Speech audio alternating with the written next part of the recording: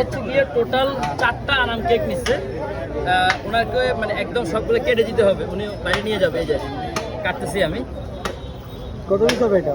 এটা উনি বলতে যত পিস করা যায়।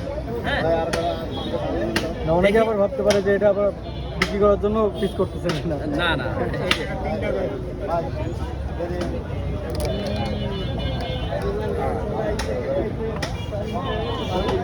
এ হলো 3।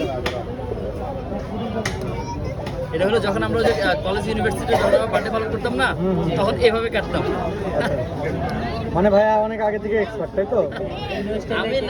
আমি আসলে কখনো ভাবিও না যে আমার জীবন আমি এত কেক কাটবো, বিশ্বাস করেন।